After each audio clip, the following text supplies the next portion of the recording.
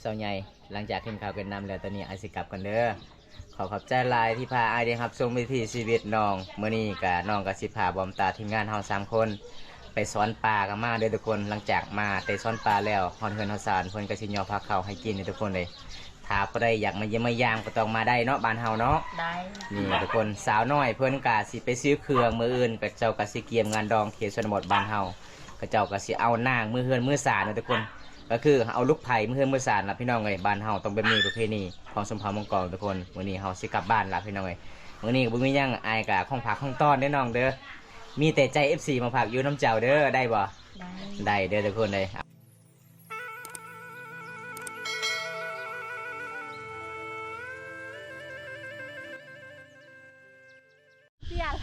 เอามาเบิ้งหอบที่3เด้อทุกคนเป็นยังไงเนาะบัดนี้มานอยู่บ่อันนี้บุมานอันนี้นะบ่มานบ่ข้าวทายแม่บ่มานบ่มาแล้วบ่ให้มึงทายเลยอายเขาเลยเนาะเบิ้งบ่ใส่มานอยู่บ่มานอยู่ปลามานปลาใหญ่เนาะโอ้มานอยู่เลยทุกคนเลยน้องๆพาห่อให้อยู่ให้กินตามน้องป่าอันนี้เป็นหน้าของสาวน้อยสาวใหญ่เลยทุกคนเลย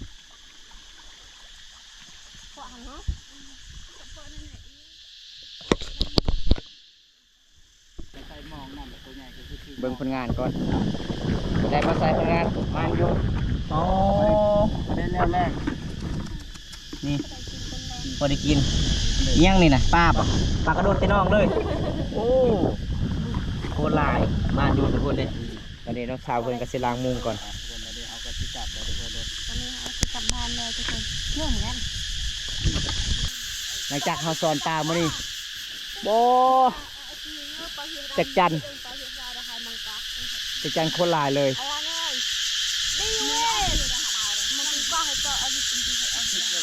อยู่ใส่ลายบ่กกไม้ชุ่งบ่ตั้มโอ้ยจะกินดีเนาะไปกลับบ้านโอ้อยู่บ้านคอยแห้งลายจักจันนี่เต็มกกไม้เลยจะไปเต็ดประมาณ30 นาทีได้รถเต็มหมอหน่อย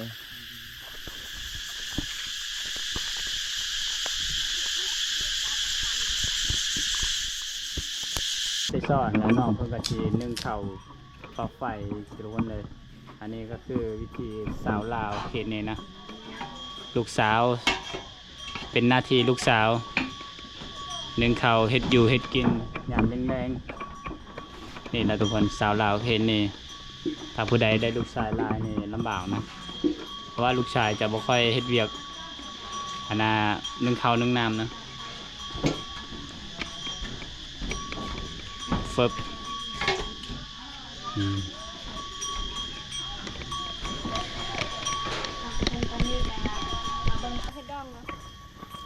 บันไดต่อมาแต่บันไดบันได้ฉอนใหญ่เอาพัวนะลืมแล้วบันป้าป่ะบ่มีแต่แม่นบันป่านะอันนี้ก็น้องเป็นก็สีเสื้อเขาบ้านเขาเอิ้นเสื้อเขาแต่ว่าพังไถบูนี่แหละประสาบรูอ่ะเรือดอยบรรยากาศยานเมืองแดงงัวแลมยาตามเดินเฮือนแป้งปงแป้งทุกคนเลย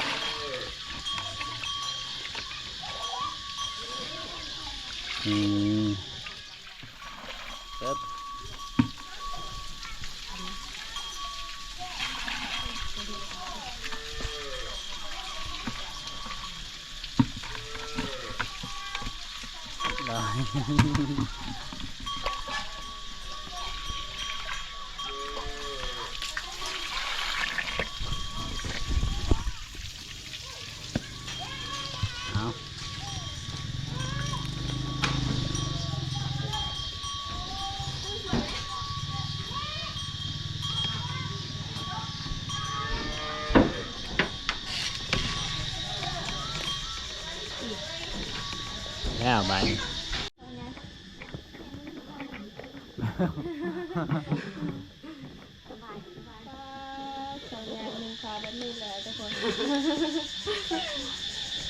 สูตรสาวลาว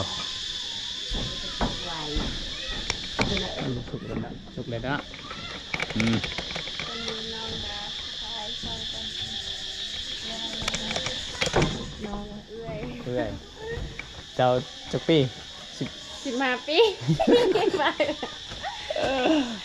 5 ปีบะน้องก็คือเนาะ เอาติดบอกแล้วอย่าค้อมตัวกันเนี่ยจึกจึกจึกเด้อ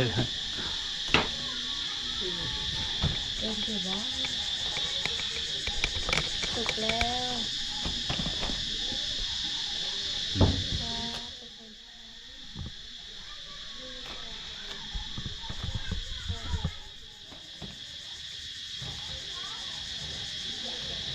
สุกบ่สุกแล้ว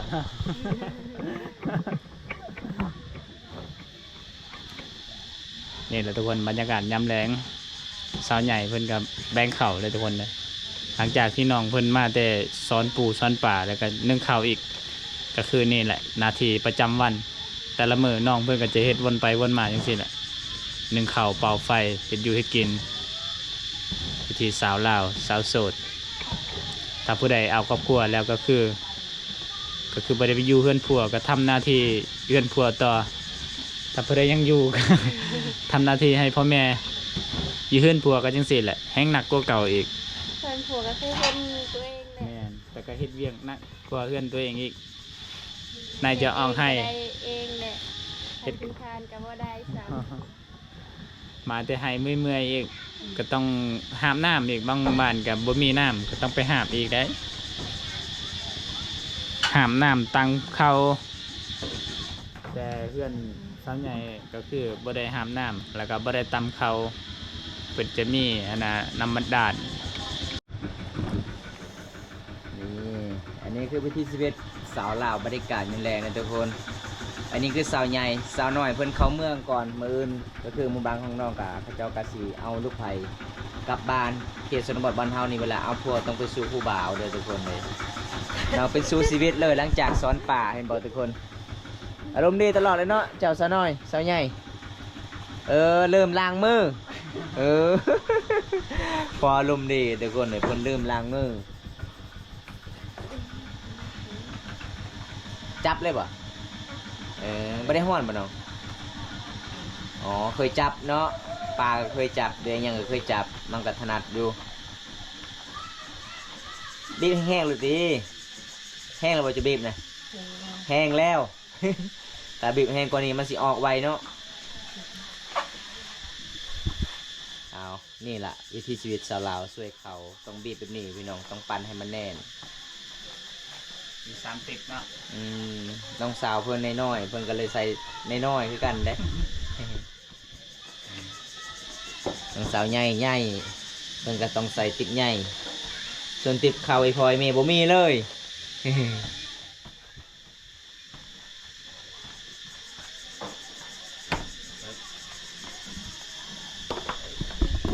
เก่งเนาะสาวใหญ่เจ้าเนาะ แซงนี่เพิ่มเลย เก่งเนาะเจ้าเนาะพยานลาย เวลาตัดเข้าไปในมอเขาตัดแล้วก็เพิ่มแซงกระดานมันหน่อย เอา แต่ว่าก็ไม่ใช่แหละพอ เก่ ตั ง ด ครับทุกคนหลังจากเพิ่น ไปเบิ่งมัน ช่วยเขานึ่งเขาแล้ว เวลาเขาตัดมัน เพิ่นก็สิเก็บเอาไว้ อันนี้เป็นวิธีชีวิตน้องสาวใหญ่คนงามเลยทุกคนเลยเพิ่นก็บ่ได้ไปเฮ็ดงานเพราะว่า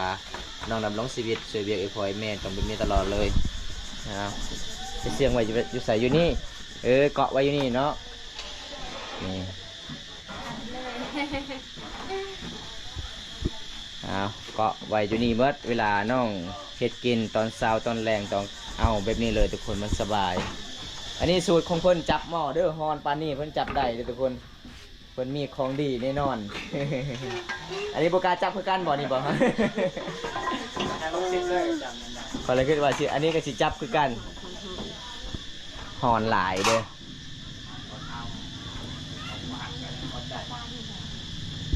ฮะป้าเจ้าซ้อนนี่บ่น้อง ใช่ เอาไปเบิ่งน้องป้าเจ้าซ้อนมื้อนี้ได้หลายอยู่เนาะ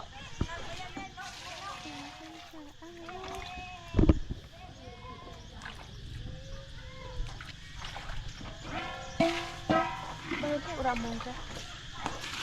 พี่เต้ ได้อยู่บ่กุ้งสาวใหญ่จะว่าได้กุ้งในลายนะ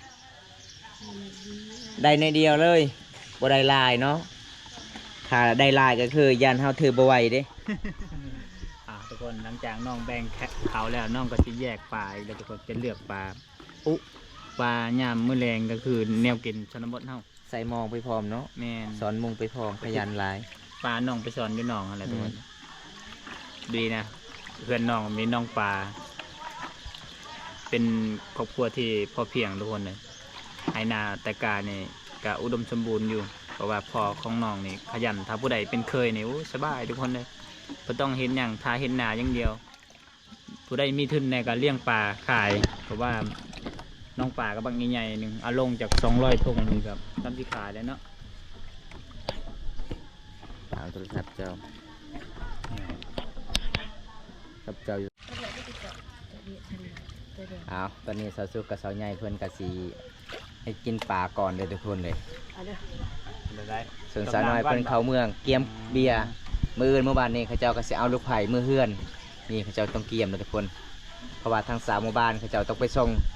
ถึงหมู่บ้านนี่เด้หมู่บ้านระเบานำ สาสุกก็มาเบิดเลยครับบุกกัน จะไป เอ้ามาส่งดองก็ใช้เงิน เอ้าก็บ่มีเงินสิใส่ละมันรถเด้ ละมันบ่ ลำมัน ละมันรถ ลำมัน รถ ลำมันต้น นี่ทุกคนเมื่อเอิญจะเป็นงานดองนะทุกคนแต่บอสไซที่อัปเดตฝากติดตามได้เลยทุกคนเดี๋ยวมาเบิ่งวิธีประเพณีทุกคนงานดองเพณีว่าเขาแห่เจ้าสาวมาเฮือนนี่จะเป็นแนวไหนทุกคน แต่ว่าเสียดายบ่มีตูบเนาะจะแบบมีเต้นทันสมั เอา ย อันนี้เขาเอาลูกไผ่เด้งานดองใหญ่หันก็ต้องมีหางมีตูบเลย อันนี้เขาผูกแขนแบบมาฮอดพี่เขายังผูก เขาพูกแขนอยู่พูนก่อน ผูก ที แล้ว นี้บริพูกไม่ได้กินหมู อยู่บ้านบอสไซนี่ผูกทั้งพายยิงและพายชาย โอ้เอา เอาไป ตอนนี้น้องกินมาเรียบร้อย เก็บขยะมาเรียบร้อยน้องกระสีเฮ็ดกินปลาต้มปลาเลยทุกคน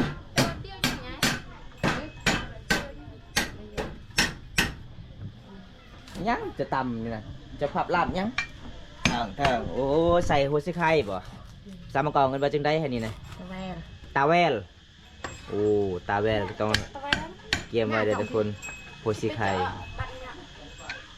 cho cái vàng em cứ ôm cái vàng cái độ ใส่หมด trời thế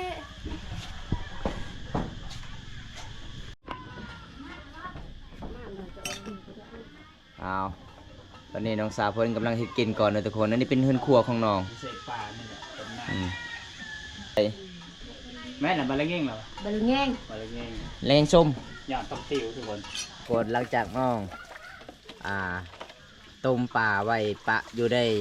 เตาไฟแล้วตอนนี้น้องก็สิล้างกระโตะล้างถ้วยล้างจานทุกคนขยันหลายเลยน้องสาวใหญ่เลยทุกคนเลยเห็นบ่พี่น้อง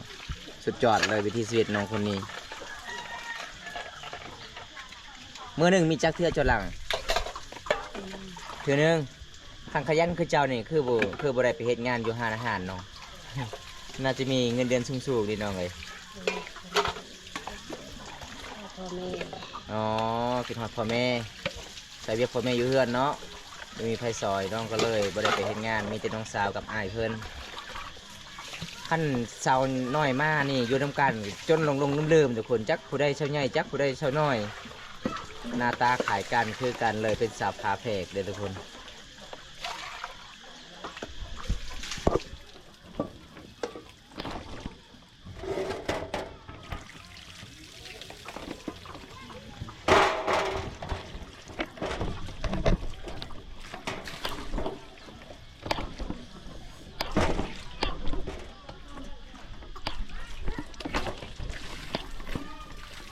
หลังจากน้องสาวเพิ่นล้างถ้วยล้างจานสิปัดกวาดเฮือนสารเป็นสาวขยันเลยทุกคนเลยอยู่นี่ก็คือน้องกะสิต้มปลาไว้เด้กินปลาแกงปลาใส่กับยอดผักติ้วอู้ยสุดยอดหลายเลยทุกคน ขยันเนาะเจ้าน้องสาวใหญ่เนาะผู้ใดเอาเจ้านี่ขดองให้60 ล้านเลยคัน50นี่ลดแน่นอน 50 ล้านก็คุ้มที่เราทุกคนเนี่ยน้องขยัน ใส่มองก็เก่งอันอยู่อังกฤษ หาปลาก็เก่งเลยน้องคนนี้เลยทุกคนเบื้องน้องกะสีปัดกวาดเฮือนซานโอ้เมื่อยหลายเลยครับเบิ่งวิถีชีวิตน้องสงสารน้องหลายเลยทุกคนโทรศัพท์ใส่ก็บ่มีโทรศัพท์มันเพลแล้วศัพท์เก่าน้องติดต่อบ่ได้เลยเด้อทุกคนเลยนี่บ่ขนาดอากาศร้อนเพิ่นก็สิต้มปลายอมพักเขาให้กินอีกไปมื้อใดก็บ่ผิดหวังเฮือนน้องอันนี้คือเป็นครั้งแรกในชีวิตเลยเพิ่นกินน้ำปลาเด้อทุกคน เพิ่นว่าสิลองกินลองเบิ่งน้ำปลามื้อนี้บ่ได้ใส่เกลือเป็นจังไดเนาะรสชาติแซ่บหรือบ่เอาใส่เลยโอ้สุกไวเด้อปลาเจ้าเนาะน้ำมันพดแห้งหลายเลยว้านี่ทุกคนนี่สุดยอดเลย ห้ามหอมนะ หอมแถ่หอมว่าเลย สิใส่แล้วบอกบอกเถอะ นั่น นั่งมันจะลืม บ่ลืมเนาะที่สาวเราทำกับข้าวน้องเป็นต้มป่าด้วยวัน ซีละเบิ่งหน่อยเป็นยังไงรสชาติแซ่บจ้ะบ่อร่อยแหม ซีนเจ้าเลย จะซีละเบิ่งเอา ไม่เบาใส่ซีนอีกแล้ว ถ้าจะเว้าแซ่บก็แซ่บแล้ว เสื้อที่มือเจ้าครับ เอาตอนนี้น้องสาวเพิ่นสิซีลองเบิ่งเพิ่นมากินปลาซิวเด้ แต่หนู แต้มแม่บ่นัวบ่แซ่บแล้วเจ้าเป็นคนงามอร่อย จ้าง เกี่ยวบ่อยบ่ เออ พอดีแล้วเพิ่นว่าแซ่บแล้วเอาเพิ่นเราแซ่บสิเอาผักบัวตัดผักบัวคักเนาะมือเจ้าเนาะ ขนาดเอหลี เม็ดใหญ่ มีดใหญ่แม่นจะยืมมีดพี่มัมจุกมกบ่ บิดเอาแล้ว เป็นเอาก็ได้เนาะใส่ผักเลย โอ้หอมหลายเลยทุกคนเลยเก่งขนาดเลยน้องเฮ็ดเกมมือนี้สุดยอดหลาย สุกแล้วบัดสุกแล้วเนาะ สุดแล้วเอาสุดแล้วเพิ่นก็สิยกเลยบกล้ากันเนาะจับหมอนี่เนาะ มันคือหมอจนนึงข้าวนี่โอ้สุดยอดจะโอ้จะดีหลายนำบ่ใส่เนาะภาษาลาวเพศนี้เนาะ แมน ต้อนรับเป็นอย่างดีเลย แบ่งให้สาวน้อยเด้อไอ้พลอยแม่นำเด้อสาวใหญ่เจ้าจะตักเบิดเด้ เห็นว่าแขกมาเยี่ยมมายามเจ้าใจดีหลายโพดขนมอยู่ในเมืองนี่สิเงินหลายเด้ แมน ทางติบเขาโพดใหญ่มีน้ำกินมีกระแลมมีอาหารแซ่บๆน้องตอนนี่มาเลยจ้าอาหารแซ่บๆเลย เอ้าคือบอกใครคือบอกเขาทางนี้เนาะเขาบ่ได้บ่ บุลม มันเข็บเนาะ โต๊ะใหญ่ นี่เห็นบอกทุกคนเพื่อนของน้องคนก็งามใจก็ดีเมื่อนี้มีติ๊บเขาหลายๆเลยเพื่อนก็สิยอพาเขาให้กินอาหารก็ จวดน้ำกัน เอาทุกคนตอนนี้น้องก็สิเฮ็ดกินเรียบร้อยมาเลยทุกคนตอนนี้น้องก็สิยอพาเขาให้กินFC นี่เด้อสองสาว กินข้าวหนึ่งกันสิมาเด้อ FC บนตา FC สาวซุกมากินข้าวนำกันเด้อ กินอาหารยัง มีอาหารปลา ต้มปลาบ่ แม่น อ๋อ แซ่บๆเลยเลย แซ่บๆเลยทุกคนมาทุกคนกินน้ำกันเลยทุกคน กินน้ำกันเลย นี่อาหารแซ่บๆเลยมาเยี่ยมมายามอยู่เฮือนสาวใหญ่สาวใหญ่เพิ่นใจดีหลายมาทุกคนมากินน้ำกัน มาเด้อ แซ่บหลายบรรยากาศยำแรงกินข้าวแรงเลยทุกคนเลย แซ่บ แซ่บหลายเนาะ มากคนไทยผ่านร้อยมาก อะไรมาก แช่น้ำกัน เป็นจะได้ปลาใส่ แซ่บ แซ่บป่ะ นัว นัวหลาย นัวลาย สุดยอดเลยทุกคนนี่มาพี่น้องมา แซ่บ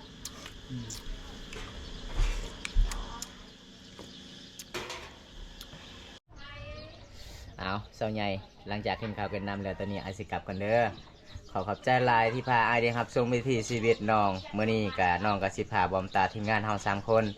ไปสอนปลากันมาเด้อทุกคนหลังจากมาแต่สอนปลาแล้วฮอนเฮือนฮอนซานเพิ่นก็สิยอพาเข้าวให้กินเด้อทุกคนเลย